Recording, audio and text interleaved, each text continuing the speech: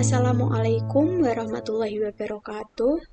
Kami dari kelompok 6 akan mempresentasikan hasil diskusi dari kelompok kami.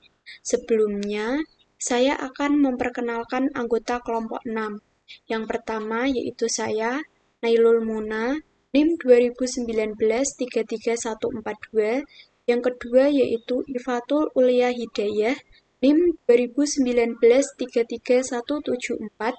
Yang ketiga yaitu Solikul Azadoni Mahardika, NIM 2019-33176.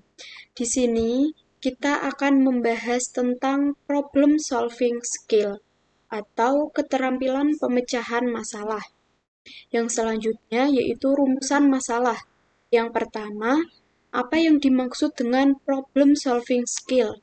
Yang kedua yaitu bagaimana konsep dari problem solving skill. Yang ketiga, korelasi antara berpikir kritis dan problem solving skill. Yang keempat, apa saja jenis keterampilan dalam problem solving skills. Yang selanjutnya yaitu tujuan.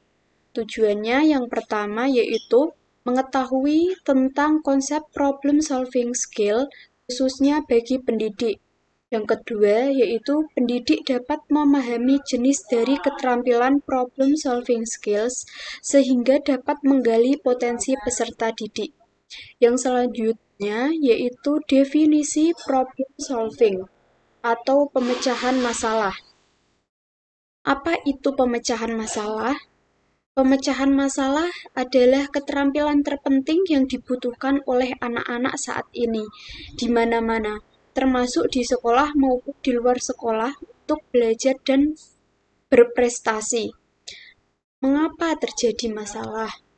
Menurut Mayer, tahun 2003, masalah terjadi ketika dalam situasi tertentu, tujuan atau keadaan objektif perlu dipenuhi, dan tidak ada metode solusi yang dapat diprediksi atau teratur tersedia. Apa itu masalah? Masalah dapat didefinisikan sebagai keadaan apapun dalam bidang kehidupan manapun dimanapun seseorang ingin mencapai tujuan atau menyelesaikan tugas dalam waktu tertentu, tetapi tidak tahu bagaimana mencapai lokasi yang diinginkan atau mengurangi kesenjangan antara kondisi mereka saat ini dan di mana mereka ingin mencapai dengan cara yang efisien. Konsep pemecahan masalah. Pada awal 1900-an, pemecahan masalah dianggap sebagai seperangkat keterampilan yang digerakkan oleh mesin, metodis, dan seringkali intelektual.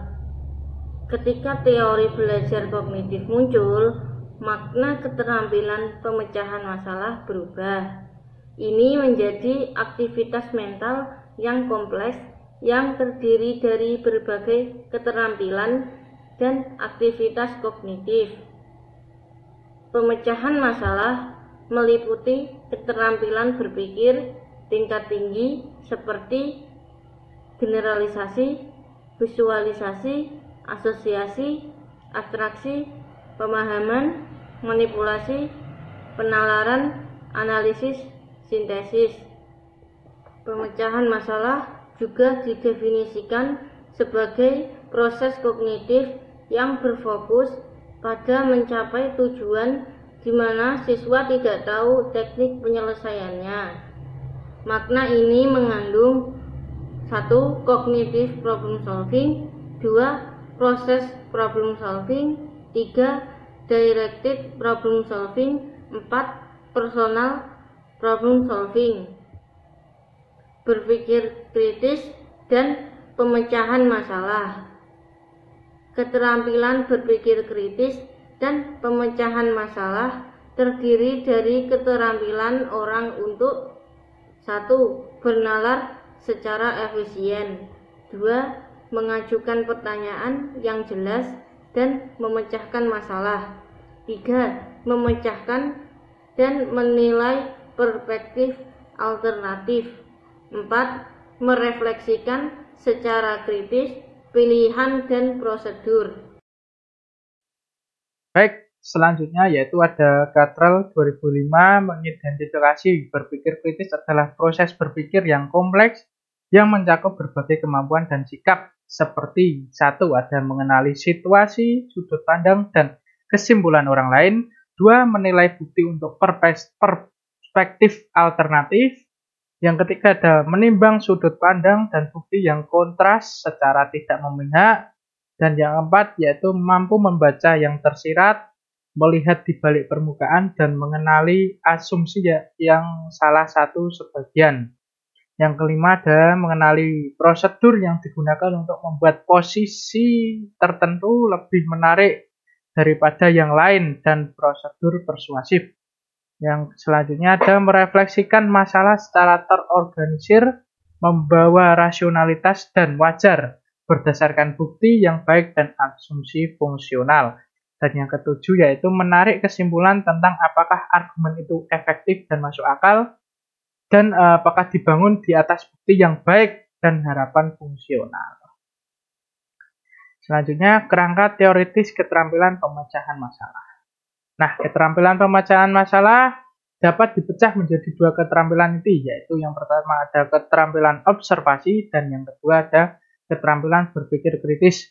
Untuk keterampilan observasi itu sendiri yaitu mengacu pada pengumpulan informasi, pemahaman, dan interpretasi makna dengan mengidentifikasi poin-poin kunci, pengenalan pola, dan menemukan persamaan dan perbedaan dari suatu masalah atau fenomena menggunakan semua indera. Dan yang kedua ada keterampilan berpikir kritis. Di sini keterampilan berpikir kritis ini dibagi menjadi 6 sub keterampilan, yaitu yang pertama ada konseptualisasi, yaitu berarti memiliki ide atau memahami sesuatu secara sepenuhnya. Yang kedua ada penalaran logis, yaitu proses di mana siswa akan mengumpulkan informasi-informasi yang relevan, menafsirkan informasi tersebut dan berdasar pemikiran sendiri, dan dapat menghasilkan argumen.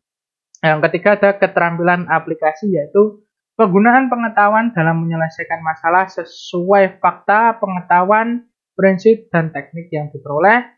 Dan yang keempat ada berpikir analitis. Ya, di sini menurut Falcoin 1990 mengatakan bahwa kemampuan menganalisis argumen, klaim, atau bukti, membuat interpretasi menggunakan induktif atau penalaran deduktif, menilai atau mengevaluasi, dan membuat keputusan atau memecahkan masalah. Yang kelima ada keterampilan pengambilan keputusan, yaitu membuat pilihan, memecahkan masalah, memilih alternatif yang terbaik. Dan yang terakhir ada keterampilan mensitensis, yaitu sintesis, ya, adalah kemampuan untuk menggabungkan bagian-bagian dari suatu keseluruhan dengan cara yang baru dan berbeda. Di sini kesimpulannya adalah keterampilan pemecahan masalah atau problem solving skill adalah kemampuan paling penting yang dituntut oleh masyarakat kita dan elemen penting lainnya untuk meningkatkan pemahaman siswa tentang pengetahuan dan mempersiapkan mereka untuk bisa menghadapi tantangan di masa depan. Dan dengan adanya keterampilan pemecahan masalah ini diharapkan siswa lebih kreatif dan bisa inovatif. Dan kita dapat mengintegrasikan ke dalam pembelajaran sehingga dapat memenuhi tujuan keterampilan abad 21. Baik teman-teman, itu tadi penjelasan kami mengenai problem solving skill. Semoga apa yang kami sampaikan dapat dipahami oleh teman-teman sekalian dan tentunya bermanfaat bagi kalian semua.